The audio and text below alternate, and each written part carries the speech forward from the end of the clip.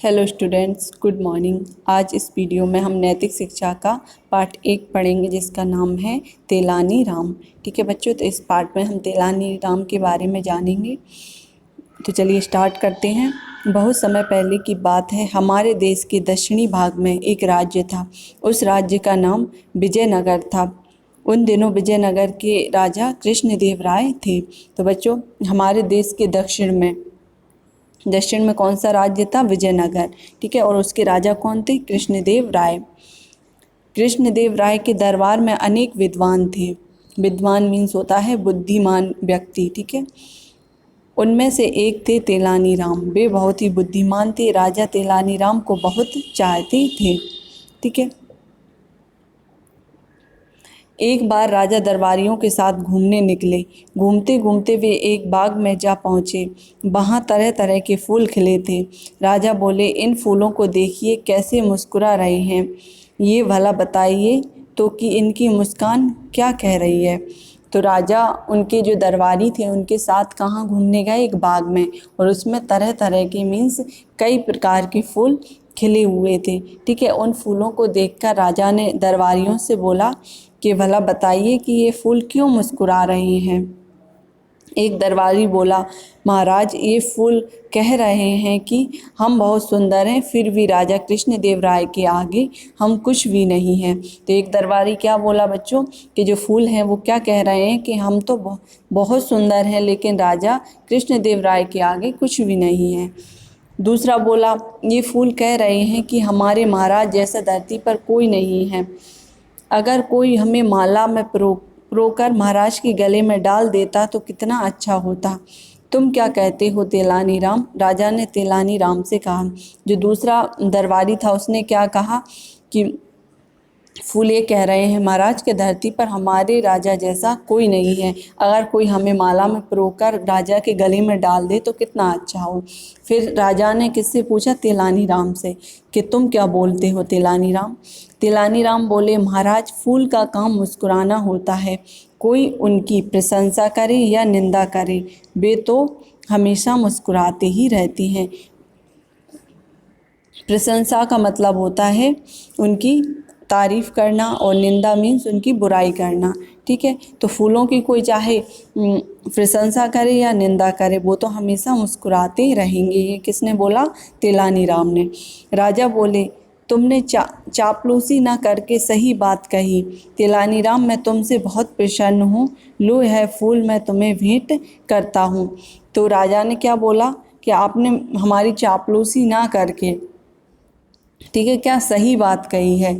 और इससे राजा प्रसन्न हो गए और उन्हें वही फूल तोड़कर भेंट कर दिया, मतलब गिफ्ट में दे दिया उनको, तेलानी राम को।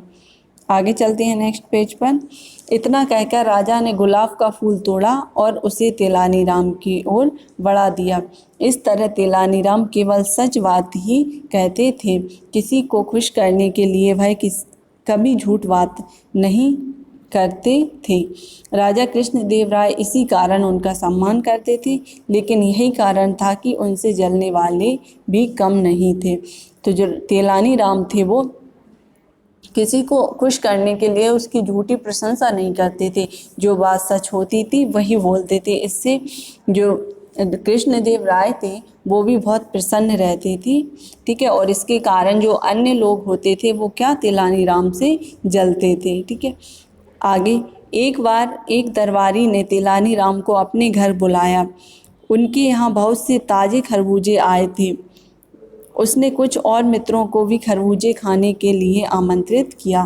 तो एक दरबारी ने क्या किया? तेलानी राम को खरबूजे खाने के लिए अपने घर पर आमंत्रित या इनवाइट किया, क्योंकि उसके घर पर बहुत सारे ताज़े खरबूजे आए थे। उसने और तेलानी राम के साथ और दोस्तों को भी बुलाया।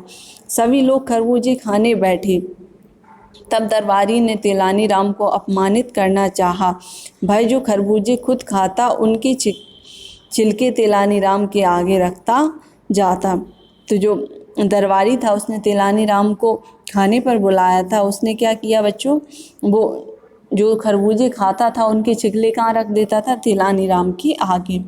जब सारे खरबूजे खत्म हो गए तब दरबारी बोला, मित्रों तेलानी राम कितना भुक्कड़ है, देखिए इनके सामने कितने छिलके पड़े हैं।